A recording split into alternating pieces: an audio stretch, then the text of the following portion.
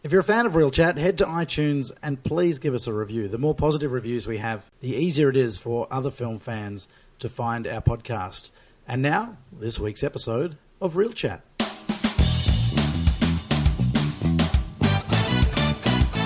Real Chat episode 57, The Resurrection of Jake the Snake. I think that's what happens to most people in this world. They work their whole life and then they retire. A lot of retirees don't last long.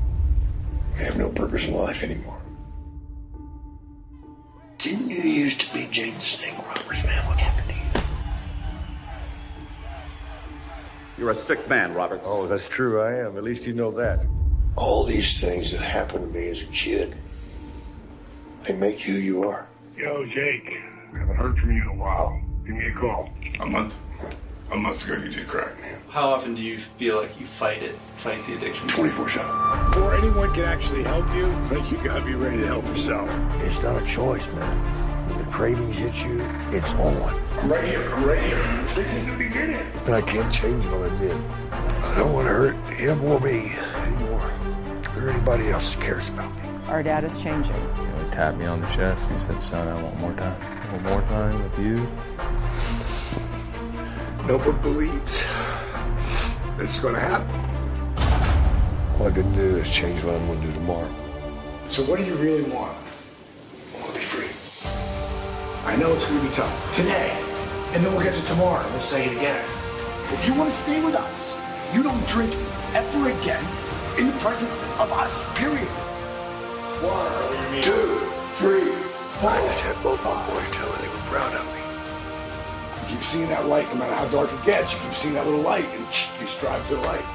Never underestimate the power you give someone by believing in them.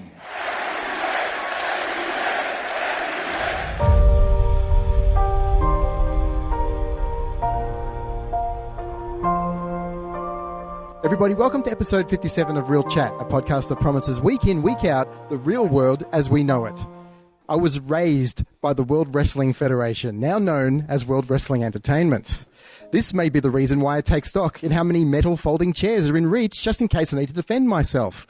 I'm also keenly aware of how to properly apply the figure 4 leg lock or perform a D.D.P if absolutely necessary. One of the wrestlers I grew up watching was Jake the Snake Roberts. He was a true original. I always had the feeling that there was a real menace lurking underneath him. There was an evil that wanted out. And unlike the usual crazed rants that superstars Hulk Hogan or the Ultimate Warrior would shout, Jake would instead speak in a whisper. He forced you to lean towards your television. His matter-of-factness about the atrocities he would commit in the ring rang true. The life of wrestlers is much more desperate than what is portrayed in the squared circle. Jake the Snake himself comments upon this in this film. In the ring, he had control. Out of it, he was a mess. The documentary follows Jake's rehabilitation performed by friend and fellow wrestler, the one and only Diamond Dallas Page, of course also known as D.D.P. Now, D.D.P. has performed wonders for a couple of wrestlers who many believed were mere months or weeks away from death.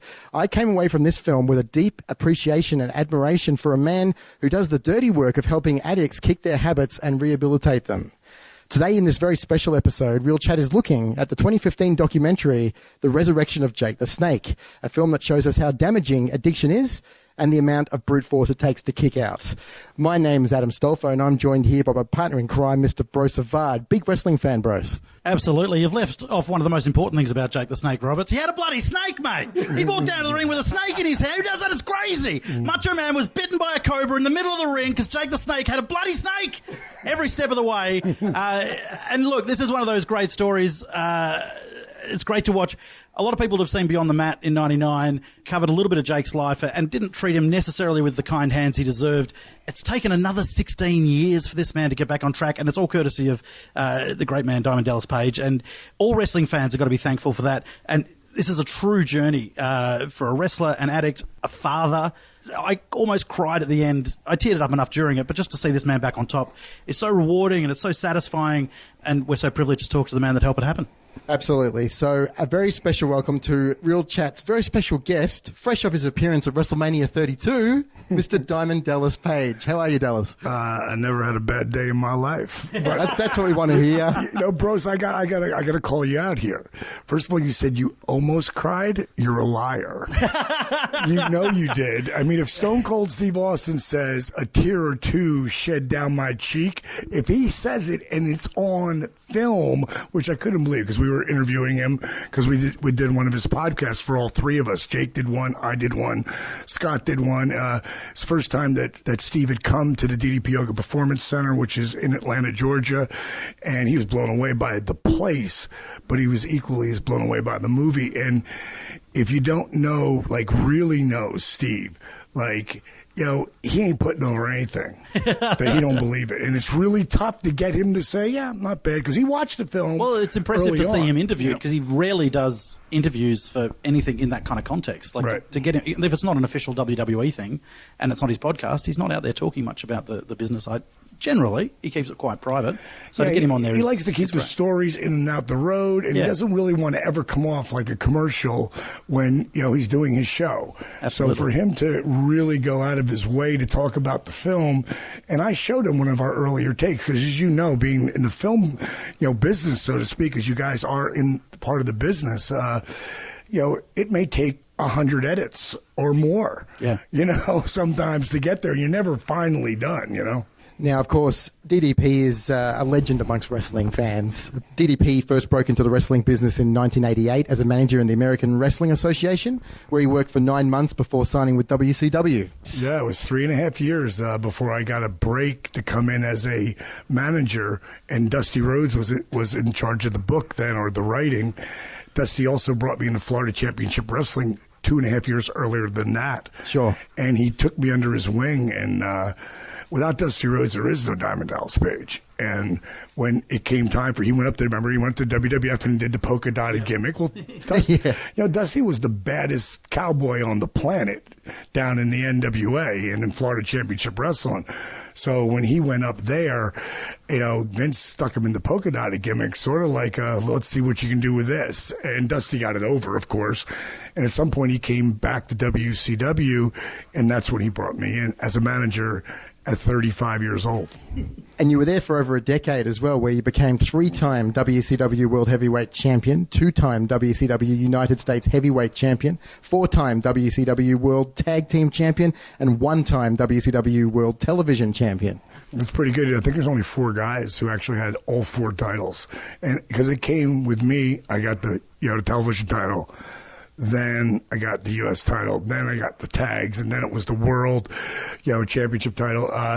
It's like the Oscar, and you have a lot of film people here. It's like the Oscar in our business. The other thing worth pointing out too, we're talking about the mid-90s, the peak of wrestling. Probably in the 100-year history that wrestling's been around, it was no bigger than kind of that 95 to 99 period. You were up against some of the greatest superstars of all time, up-and-coming and established stars. For you to get up on top, listeners need to realise that was a hell of a hill to climb. You're saying you started at 35 and ended up on top, one of the most recognisable faces in the industry at the time. It's phenomenal. It was, it was such a crazy ride. I got there at 35 years old. I was running nightclubs in the middle of this. So, I never quit my day job until it was time to get the break with WCW, and Dusty brought me in for no guarantee of anything, and he brought me in as a manager for the Freebirds.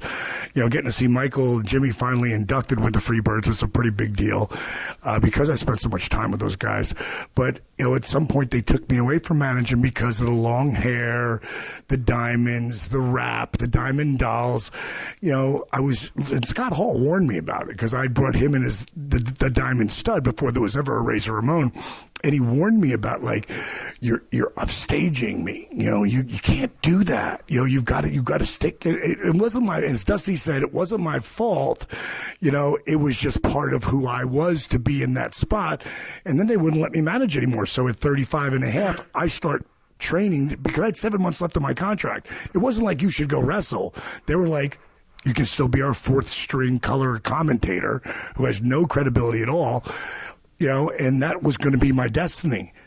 At 7 months from, I guess I was 35 and 5 months old when I went in the ring and said, I got 7 months left of my deal.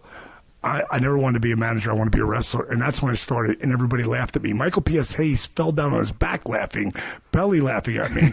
My career didn't take off until I was 40, which was in 1996. And 97 and 98, that was the top of the world. When you beat Bret Hart at World War III? Oh, God. Well, the first one was Macho Man. Ooh, yeah. Yes. The match, first of all, it was a feud with the NWO. I was the only guy who didn't sign up with them. And I was the only, and because of the relationship I had with Scott, creating his gimmick, bringing him in when he needed the job so badly. His wife was pregnant with Cody, who's 6'8" now and 265 wrestling in Japan. But brought him in, and it was just... There was a relationship with me and him and me and Kevin, because Kevin Nash and I used to be tag team partners, and he, in his Hall of Fame speech, thanked me because he probably would have quit without me there going, don't let them beat you, big man. Don't let them. You're going to be one of the biggest stars in the world. We were no one at the time. You got to see it. You got to envision it, and I saw it for him. And I was really surprised he remembered that when he came to his induction speech.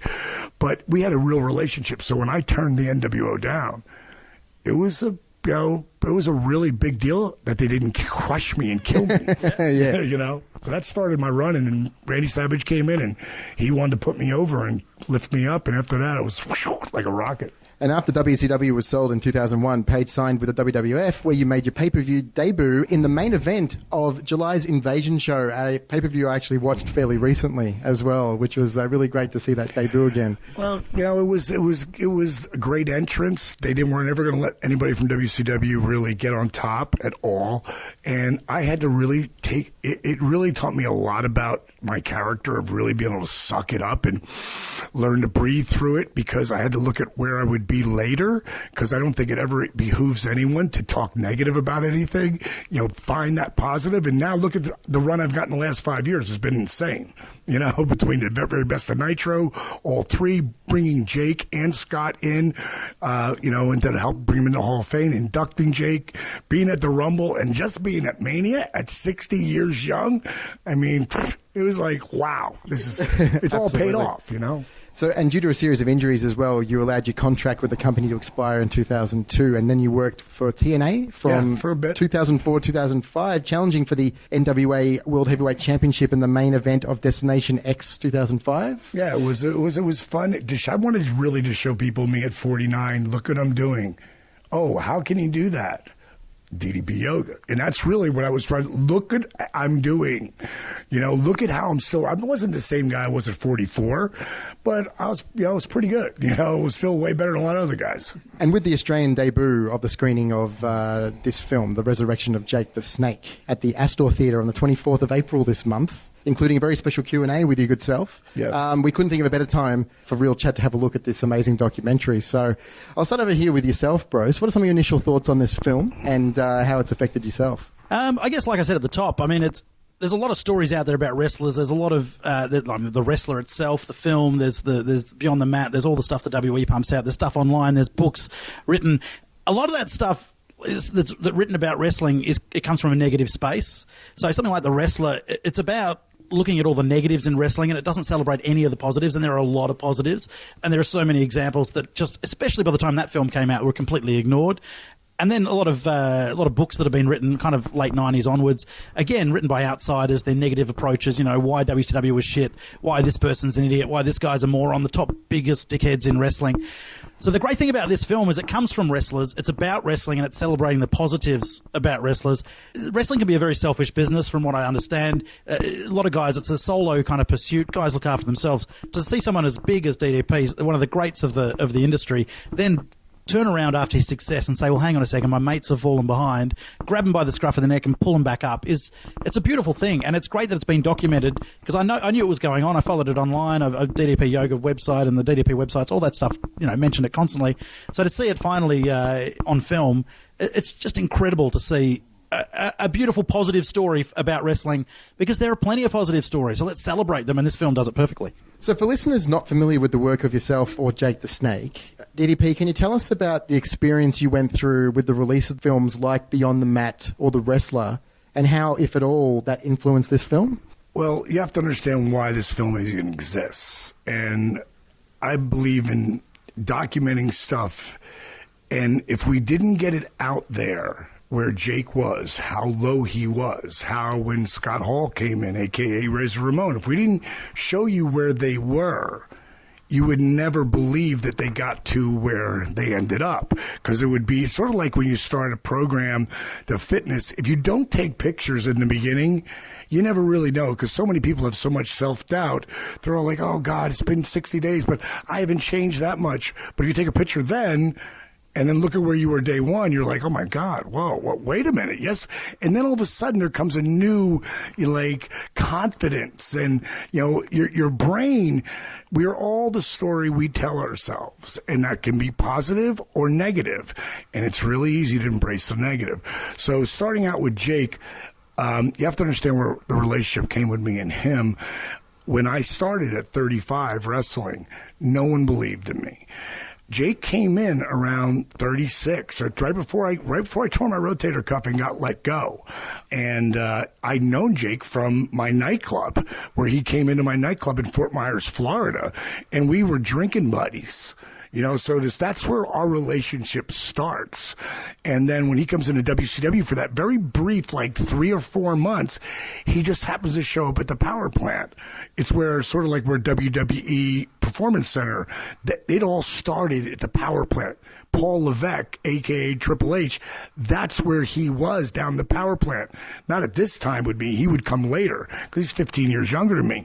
But Jake walked in to the power plant. And as he saw me, moving around doing my thing, he looked up and he went, Paige? And I went, Jake. And, we weren't that close, but he remembered me, of course, who doesn't remember Jake Roberts.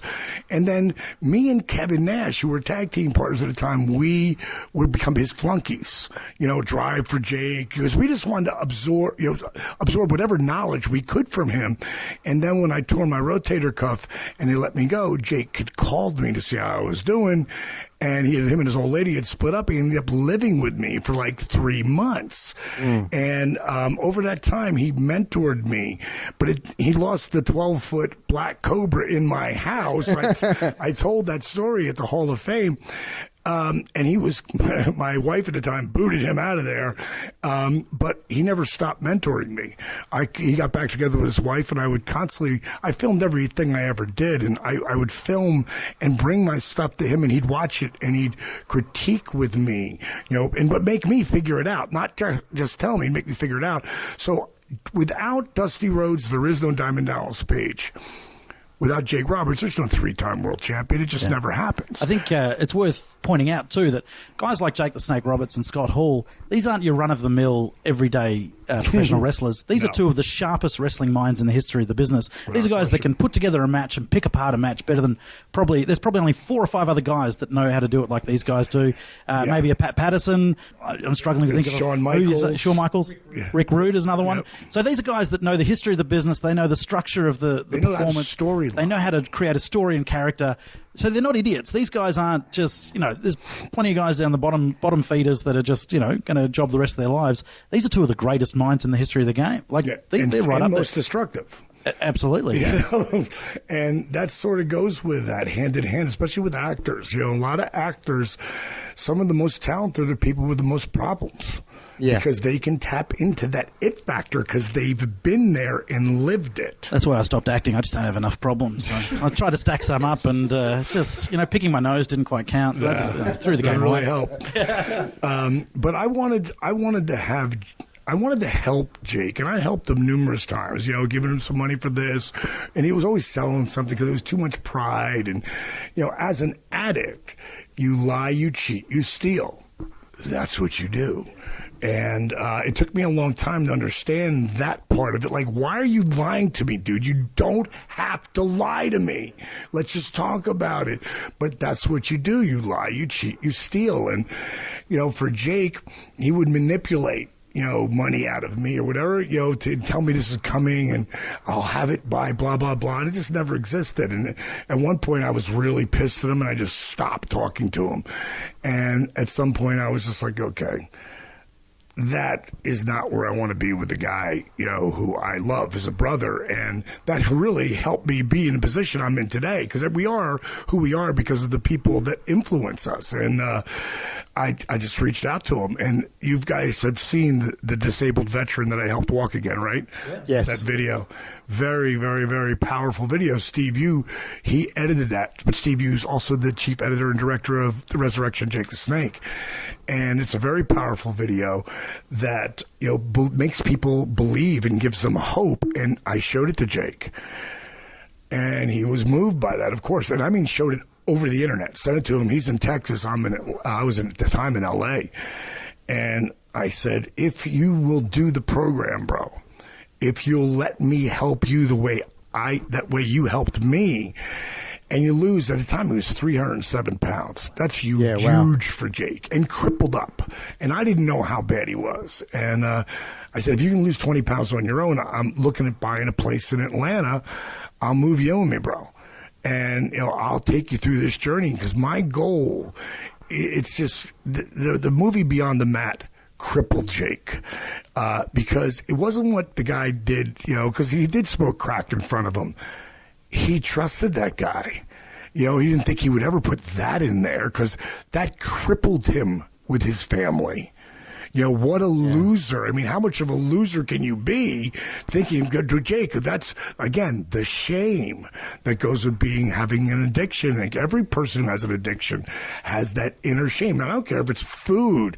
I'm going to be on this diet for so long, and then you fall off and you eat whatever you eat, and then you feel embarrassed and you're pissed, and then you eat more, and then you're 20 pounds heavier than you just were. You just lost 40 and you just gained back 20, and then you're pissed off and you go and eat more. And food is the same thing as liquor or drugs or anything. I'm getting hungry, Dallas. We better move on, mate. But you know what I mean. It's the shame that pulls you down. And Jake said that he would give it a shot. Yeah. And that's how it started. I call a buddy of mine named Moser. He's a comedian, and he loves the business. And we'd met in a movie that we did together, and we become friends. And he had seen Jake. And anybody who saw Jake before he ended up moving in with me, Jake could be a real motherfucker to be around. When you're paying for your ticket, you think, well, this guy's my hero. He is, God, who's this guy? It was, if you really love Jake, you still could walk away really disappointed. And Moser seen him like that. And he was like, wow, man, you're going to do that. He's like, this could be the resurrection of Jake the Snake. Oh, there you go. That's how it came. And I went, that's the name of the movie. Yep. Never knowing if there's ever going to be a movie. You've got to see the goal. Like I told you, this is a fantasy goal. Literally, like, I'm going to be the world champion was a fantasy goal. You have to set these goals. It's rather to shoot for the stars and come up short than shoot for the curb and hit it. Yeah. That's a very good point. So how do we get from DDP wrestler to DDP filmmaker? I've been in a bunch of movies, a bunch of indie stuff. The most notable stuff, Ready to Rumble, of course. Oh, yes. A movie classic, and Devil's Rejects with Rob Zombie. But I'm a producer. When Dusty Rhodes took me under his wing, he took me into meetings like immediately in Florida Championship Wrestling, and when I got in WCW as one of the production guys, having me go around and produce spots and all that kind of stuff. I didn't realize how much heat that was getting me. Because I'd be with all these legend wrestlers, and Dusty would say, what do you think, Dallas? And I'd tell him, not realizing how much heat that was getting me at the time. But I've always been a guy who's produced and directed different little things here and there. And in this scenario, I was more the talent than anything, but also the inspiration. And like, no one could tell Jake, what are you doing, man? Don't fucking say that. Why would you say shit like that?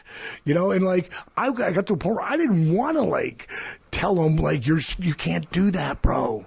Because it was, at some point it was really affecting our relationship, but in the beginning, in the movie, as we go through it, you see like, there's times where, you talk about how inspiring this movie, which it is, but it's also really dark. Oh, yes, like, definitely. Really, really so dark that the WWE never got involved with it. Well, I was just going to ask as well, Dallas, what's been the response, A, from the film community, and then B, from the wrestling community to this film so far? Well, I'll give you the best thing. The best thing I can give you is when we released last month exclusively on iTunes, and it went to the UK, Ireland, Canada, and United States.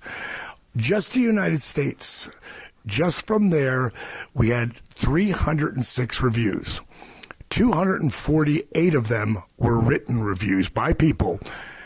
301 of the 306 were 5-star reviews. Very nice. So, I don't know. They said distributor who put our film out there and got us in with all these, they said they'd never seen anything like it. And, what I challenge anybody who out there is listening, if you are ever a wrestling fan, if they're listening to you guys, there's a good chance that they are. Not all of them, but a lot of them. You have to see this movie. You have to own this movie. Like, we have the DVD. No one has a DVD except for people who got it from us at WrestleMania. Yeah, right. Because no one's gotten it yet. And, I happen to have some on me, which when we do the screening of it, because there's 22 extra features. And one of them is me, the director Steve Yu, and Jake Roberts talking about the film, like the director's deal, not director's cut, but where they do the commentary. Yeah, the commentary, yeah. Which is always my favorite part, because I want to know, like, what was really happening there? Like, why did they pick that scene and that castle there? What is that castle? If I'm watching something like Braveheart or something like that. And there's a real value to a film having a good director's commentary and getting an insight and getting an idea of what's happening, and it's great. I love it. And understand this, Jake Roberts never saw any of the footage that people got to see on YouTube. Yeah, right. When he did the Indiegogo thing, when he tore his shoulder out, and then he had to ask people to come and help him, but he wasn't really just doing helping, because you pay a lot more for Jake's autograph than $15. Like, I was just down at WrestleMania. At that point, you're paying $40. $50 for his autograph. So you could get his autograph for $15. You could get a phone call, a Skype call, a T-shirt. The DVDs are going out to all the people who helped out. At the end of the movie, you saw the list of names. That's all the people who helped out Jake and Scott. Yeah. So there was a question you asked me, and I just, do you remember what it was, Bros? All right, whatever. People are going, no, I want to know that thing you just said. You mean about whether it was responded well from the film community and the wrestling community? I don't know. My brain, it's been on. Oh, that's it. That's what I want to say. My ADD just clicked back in. The real thing that I challenge every single person out there that's a fan that sees this movie. Make that person, and you guys are all wrestling fans, so you understand this. You have friends of yours who, wrestling, it's not my thing. And I get that. That's not a big deal. But you each have that friend who's like, thinks you're so stupid to be a wrestling fan. And anyone who's listening, they know that guy or that girl or their mom or whoever. I don't care if it's your grandmother who thinks that you are such a moron to even care about this wrestling thing. Make them sit down and watch this movie. It will completely change the way they skew everything when it comes to my business. Absolutely. People who are not wrestling fans will get just as much out of this film as people who are. Maybe more, some of them, definitely. So, because we all know someone who has some sort of addiction. Yeah. It's one of the curses of being a wrestling fan is that you have to put up with that attitude and all that rubbish the whole way. You've got to defend it the whole time. And there's a great... There's some great Terry Funk stories about going to school and defending wrestling at school because his dad was obviously in Texas there. And when I read Funk's book and he's talking about that, it's like, yeah, I remember going through that in high school as well. You'd mention wrestling in passing and people would start hanging crap on you and like, well, why do I have to defend something that I like? You like football, good on you, But I get it. It's definitely a stigma. When I did Ready to Rumble, everybody was so gracious who came in and was asking me questions about the film, right? And then I got that asshole. We know exactly the asshole you mean already. Yeah, and I let him go for a little bit, and then I said at some point, I said, "You don't really respect what I do you?" I said, "You can be honest with me." And he goes, to be perfectly honest with you, I really don't. I said, I get that. I said, because I get some people feel that way. I said, but let me ask you this. Do you like the Broadway? Do you like, Broadway shows? He's like, absolutely. I said, what's your favorite? And he said, Phantom of the Opera. And I looked to the left and I looked to the right and I leaned in and I said, I don't want to spoil this for you, but the guy doesn't really get burnt with oil. I said, that finish every single time. It's never going to change. You never know mine, and it's live. Yep. Even if you think you know, you're wrong. Exactly. So, and that's where, and everybody in the room burst out. And I just looked at him and I winked at him like, good. Anything else? So there's some of the talent that you were able to get involved here in the film, Dallas. You've got Steve Austin, Ted DiBiase, Jim Duggan, Scott Hall, who we mentioned as well, Gene Okerlund, Jim Ross. I mean, these are just legends of the business. Chris Jericho, yep. Adam, Keep The going. Edge. Yep. It was like all these guys are, first of all, they respect what I'm doing. Not all of them, but most of them do, my DDP yoga, because Chris Jericho's career was over 5 years ago. Over when he herniated his disc when he was doing Dancing with the Stars. And it wasn't Dancing with the Stars. It was 20 years of abuse on Chris's body. And in 3 months, he was completely pain-free and headlined WrestleMania against Punk. So, he became the first guy in professional wrestling, especially, but really any athlete. I don't care if it's a rugby player to a soccer player, football, or whatever it is. Everybody does their own thing because that's what made me the best. So it's been wrestling for someone to do somebody else's thing, especially something that's named after him, and it's named after me because it gives it, we're not yoga. We're DDP yoga. It ain't your mama's yoga. I never developed this for yogis, and I could have gone that way and been a huge name in the yoga community, but I didn't. I didn't just choose the path less travel. I went to that end of the forest. There were no paths. I got out a bulldozer and made my own path, making one believer after another. The other thing too is yoga was important for your, rehabilitation or fitness. You did it. You were your first guinea pig. Exactly. You were the first customer of DDP yoga, and it worked for you. And it's it started with it. I was a guy who wouldn't be caught dead doing yoga, so that's another reason why I didn't develop this for the yogis. I developed this for someone like me who really needed it. And when I realized how much the yoga was starting to help me, and then when I mixed it with the rehab, then the old school calisthenics and the dynamic resistance, I'd created something completely by accident that was kick-ass cardio that would dramatically increase your flexibility and strengthen your core like never before.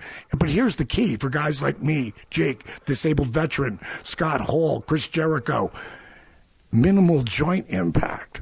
So you get this amazing cardiovascular workout standing still or in a position that's going to break up the scar tissue and increase your strength. So that's why I can start you on my DDP Yoga Now app and on the new DVDs. You can start with the chair. And on the app, I just created this with the disabled vet, Arthur, who's just down to see me. We're do a workout just in a chair. Then you form around to use the chair. Then you stand up and use the chair. And then there's no more chair. So, but you have to be able to do that when guys are beat up like our business. And people can think what they want about professional wrestling. The one thing that completely reigns true with every single person is you can't fake gravity. Gravity's going to fuck you up at some point, We have a favorite sort of, highlighted scenes from films during our show, Dallas. And so do you have a favorite part of the film that rings true to you more than mean for our movie? Resurrection? Yeah, that's it. Oh, without question, the finish. When Jake and I first sat down to look at the movie. Now, remember, again, Jake has never watched himself fucked up. He only has the recollection of what he thinks it was the next day, or he blacked out and he don't even remember the day before. So having to watch yourself, when I sat down with him and my crew, And I've got an unbelievable crew, and they're all amazingly talented editors, filmers. They understand story. They work their asses off on this film. And I let every one of them know, like, guys, just so you know, until Jake says, I'm proud of this movie, we have no movie. And I don't know if he's ever going to say that. So, I mean, Steve, you and I sat, and when Jake would get, he'd stumble and get fucked up. And, it was so draining. You can see it, man. Yeah, for me, the whole sequence with Jake at the airport. Yeah, that's the beginning. That's right at the start. But it's probably one of the most true and graphic depictions of addiction you'll see anywhere. And I know people that have had addictions. I know people that have gone through alcoholism. I know I've heard those lies before. Him trying to remember, not even trying to remember, him lying about and forgetting his lies about how many drinks he'd had. Yeah. All that stuff. I mean, that is accurate. That's what happens, but no one gets to see that. You never get to see... How are you going to film it? How do you film it? Yeah, without having someone right there. But watching Jake go through that moment is when, like, to me, that rang true. That is addiction. And he's going through a horrible thing mentally, and then what you're dealing with as well. I mean, your reaction when you're sitting at your desk and they come in and say Jake's at the airport and he's messed up. I mean, it's such an honest... About 5 straight, maybe it was 8 straight really great days. He just got there. Yeah. And now he's got to go away for the first time because nobody would really book him up to that. So if he had a date, he had to take it. I was paying for everything. Yeah. So for him to take the date, it doesn't make him feel like a man. You got to be able to feel like you're bringing money in. So that sitting down with Jake, I said, there's 2 things you have to promise me. Number 1 is that you're going to stay to the end. You cannot get up and walk out. Because we'd started to play different times when we're checking out, the videos that we put together, and he'd see us watch him, he'd walk right out the door. Like, he did not want to see that. Nobody wants to see that. So I said, I made him promise me you wouldn't leave. And I said, and the other thing is, you must remember, what is the most important thing about our business, meaning the wrestling business? And it's the finish. That's the end of the match. Yeah. You can, in our business, the first thing you're taught, you can fuck up the whole match. Don't fuck the finish up. No, exactly. Don't fuck the finish up or you won't have a job. And work it backwards. So I said, you got to stay for the finish, bro. Don't do a Papa Shango at the end of WrestleMania 8. That's right. But weirdly specific. A scene that really stood out for me as well, Dallas, was the scene where Jake asked the fans, or you asked the fans to contribute for his shoulder operation. Right. And that scene where he saw the $7,000 on the laptop screen. Oh my God, that was powerful. That was a great scene for me. That was powerful. What about for you, bros?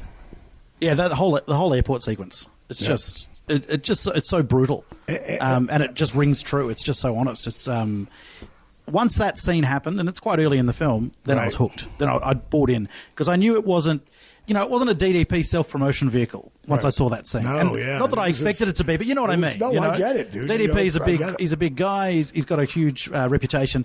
So at that point, it's like, no, this is serious. And then the way everyone just dealing with Jake and watching Jake, you could see how deep in the hole he was then. I mean, when you first visit him, that's pretty full on. Right. But that particular scene, the airport scene, I mean, I've seen it. I've seen it in my own life, and so it really got me. And then it's like, yeah, your DDP's doing the right thing here. All these guys, they're not doing it for any notoriety. They're not doing it even to make a film. The film is much like the film we made. Yeah, much like the Royal Rumble. Giving Jake the Royal Rumble goal. Right. The film is the same. But he did that, and he took that. I never gave that to him. Yeah, he took that. I was thinking, Michael Hayes called me up and said, Paige, what the fuck's your boy doing? You don't talk about it. He's opening it in the Rumble. He can't talk about it. And I was like, hey, dude, he's going to do whatever he wants to do. And if anything, I don't care if you put him in it or not. It's giving him a light. Yeah. A light at the end of the tunnel. Like another one of my favorite, it breaks me up every time I watch it, the part where I find out, I don't want to spoil the different parts, but when I find out that he's now going to be in that spot. Let's not talk about that pot. But you can see that just grabs me, man, because it's full on. It's just so real. And that's Steve Yu. Like when Jake found out this amazing thing was going to happen to him, he was talking to Garrett. It wasn't just me. It was, I always say, the Crib Crew. And Scott Hall, he gave that name of the Crib Crew. Like all the guys who work for me. And some of these guys, they were really big fans coming in. They, idolized me growing up as a kid, or Jake, and Nathan is, and you'll see him in some of the added features, a handsome son of a bitch, and just a really great kid, really creative. Like he put a tattoo on his forearm that is a snake wearing the razor blade with a diamond in its mouth. Oh, awesome. It's really badass. And the first time he meets me, Steve had told him to come upstairs into my bedroom. Now, my bedroom was the only place. It wasn't like I had an office in it was a business in my home. My home was my business. My only sanctuary was my bedroom. And that was super soundproofed. So I wouldn't hear a lot of shit sometimes. But we're coming up and occasionally we would do stuff in there. And I was so fucking mad at Jake this one time, and we didn't even film it because it was too much. I mean, I was so mad at him, and Nathan walked up with a chip because we're getting ready to film something, and in the middle he opens up the door and he sees me, who he grew up watching. He's only 25, so I'm talking about 6, 7, 8, 9. He's like a huge fan of mine. He's from Georgia, and he sees me screaming at Jake, and Steve shuts the door. He goes, "Not right now." I wish we had that on film, I wish you did as well. But the guys, they were there. And not just the guys. Linda, you don't really see her that much, but she became our den mother there. Then you see bits and pieces of my wife when she's cutting Jake's hair. And, we were just starting our relationship as I moved into this thing. So, she was kind of, it was pretty crazy for her because she never even watched wrestling. Doesn't even know any of it. I guess if a woman's going to marry you after the Jake the Snake Roberts process, then you've got a winner there, don't you? Yeah, really. It's a baptism of fire at the accountability crib. Yeah, she experienced so much of it, and a lot of times it would become like a. I think she's nodding in the background. Yeah, but she would be a good voice and ear, because a lot of times I was on the road and gone. Yeah. And then I'd come back, and it seemed like every time I left, something would go down. At least some of the big, which you see again in the movie, How much footage did you shoot? How many? Do you know how many hours roughly, or how many over gigabytes? 500 hours. Wow. Now, if you would have told me that Steve, again, who's the head director, we have a lot of, the editing guys, and Steve he'd give chunks. There's a kid named Dylan who's in the film. You see him, and he's a huge wrestling fan. I know him since he was 15. Helped him lose a bunch of weight, and then he freaking put it all back on when he left, and had to lose so much to come back in because I knew he was an editor, but he knew nothing about editing but wrestling videos. That's all he knew how to do. That's what he went to school for. I'm thinking, what moron lets his kid get just on wrestling? Where's the story? So we had to really, and Steve mainly, but I would always, I'm always the person that comes in when they're almost to a point where someone should look at it, not, out there. We're not going to put it out there. Okay, I love that. Okay, kill that. That guy's got to come in. No, I have to see that person talking right there because I need to feel it. So overall, I had all the, last say on everything. Final cut, yeah. But I trusted Steve in so many, and there was so many times I go, dude, it's too graphic. No, we can't do that. When it was the YouTubes we were putting out there, he's like, but we have to, because this is what makes it completely this is the soul, what we're doing here. And I go, oh God, all right. And he'd be right so many times. But Dylan, the kid I'm talking about, who you'll see in the movie, and you'll see more of those guys, especially the special feature stuff, he has become an unbelievable editor. He really gets the heart and soul, because we do video. People say, how come when we were on Shark Tank, they were like, how did you guys, make me so successful in a business where it's very tough? Think about how many athletes have done workout videos and tried to make, and try to sell them and try to make a business out of it. Like, it's got to be 0.03% that actually makes anything out of it. It turns into anything. And when we were on Shark Tank, they were like, how have you been successful? And Steve said, we inspire people. And they're like, yeah, that's great. But how did you make the money? And I said, we inspire people. And Dylan has become, under Steve, a really amazing editor who knows how to grab your heart and then make you believe that, okay, if they can do it, so can I, So is there a DVD and Blu-ray release of the film? We just got it up right now. Like, you guys are the first to know about it. Like, we've been waiting because we wanted it. We had it all done, and then something was wrong with it, so we had to go back and, re-edit it and do stuff. So literally, the first DVDs are like here, where we came. That's awesome. Yeah, it's pretty cool coming in with WrestleMania. And there's still so many people who have no idea about the film. A lot of people do. But so many people still don't know, and it'll do Netflix and all that, but it won't be till the summer sometime. And some people want to wait. It's like, go ahead, wait, and tell people when it gets on Netflix. Yeah, I can't wait to have the DVD sitting on the shelf next to my other wrestling DVDs and stuff. And it's a must-have for all film fans and all wrestling fans. It's a must-have. And I think no matter what, it's sort of like, records, they went away because of 8-track cassette, blah, blah, blah, blah. Now they're back.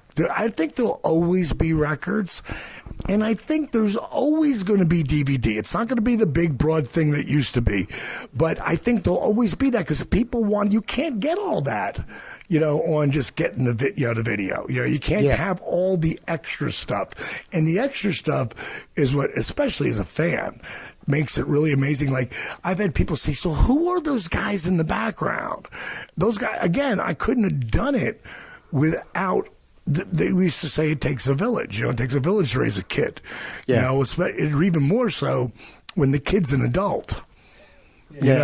And as people, this is one of the things that I got to Jake and to Scott, and I still think, like, Jake, and I'm going to knock on wood as I say this, I think he's finally turned the corner where I'm not really worried about Jake falling right now. Scott, I still think will fall from time to time because I don't think he's finished with his, he's been amazing the last 4 months, but it takes being around people that, and once he disappears for a bit or gets to a spot, he'll stumble. And it's almost like he feels he's got a couple more in him. But what he doesn't understand is he's got 2 pacemakers, whatever the thing is, stents. He's got 2 of them in his heart. So he could go on one of his little benders and then, boom, it just shut down and he dies. Or, it could paralyzed, you have a stroke. And that's what I think that's not real, because I know if I thought that could happen, I wouldn't touch that, but again, I have a different story. And I finally got Scott and Jake. It's a story you tell yourself. Like, what is that demons that you're allowing, the little devil on the shoulder and the angel on the other? Sort of like that, We all saw that as kids with cartoons. We all grew up with that, Dallas, are you familiar with the Rotten Tomatoes or IMDb website? Sure. Yep. Absolutely. The Rotten Tomatoes website currently certifies the film fresh with a score of 89%, and you did say that the critics loved it. Wow. And IMDb, extremely high, 8.2 as well, which is very, very high, and that's the fans talking there, so that's sensational. Amazing, So, Brose, have you got any final thoughts on the film? And look, this is one of those things where we're interviewing co-producer, co-editor, co-writer, co-star of this film. So while I sit in front of him, listeners are going to go, of course, I'm going to say whatever I think Diamond Dallas Page wants to hear, right? But let me tell you, that when I watched this film, I went in with an open mind, and it did blow me away. It did impress me. Forget about wrestling, forget about the wrestling industry, forget about the fact that it's about wrestlers. It's not. It's about one and then a second addict. And it's about 2 men in very dark places, and it's about a process they went through to get out of those dark places. It doesn't lie to you. It doesn't pretend there's a happy ending. It doesn't pretend that we're going to walk away and hold hands and sing songs and everything's good again. But what it tells you is that if you've got a problem like this, if you've got an addiction, there are things you can do, and with the help of friends and family and with the love and support of the people around you, there are things you can do to get through it and move on and live a better life than whatever you think you can. When you're in this place, you think this is the best it can be, which is pretty shit. Right. And this this film is uplifting in so much as it presents a real story, and it gives so much hope for people that are going. I mean, so many people go through addiction of all kinds of things and think that that's the end. That's it. This is where they're going to be the rest of their lives. So when I watch this film, it's as much about mental health, it's as much about addiction, it's as much about love and friends and family. I want to read something, and since we are a film show here, first and foremost, one of the executive producers with me, there's only two, me and Chris Bell, who did Bigger, Stronger, Faster. Yes. Just did that Prescription Thug, which is out there right now. He's friends with Josh Brolin, and he gave Josh the film to look at. And this is what he wrote. Chris, just watched the doc, and I am in stunned silence. A happy ending. And then he put in parentheses, or at least for now, question mark. Wow, D.D.P., what an amazing guy. A real man. Thank you so much for turning me on to that. A story, a great story of hope and love and compassion. I needed to see that. Like, when I got that, I was like, wow. And there's a guy I respect as an actor, but an actor who, again, deals with addiction. So for him to, give us that, and test a text to one of our buddies, I mean, it was powerful to me, and it, made me feel like, wow, okay, yeah, if it hits someone like him, that's really powerful. Indeed. And now it's time for The Final Word with Adam Stolfo. Thank you, Brose.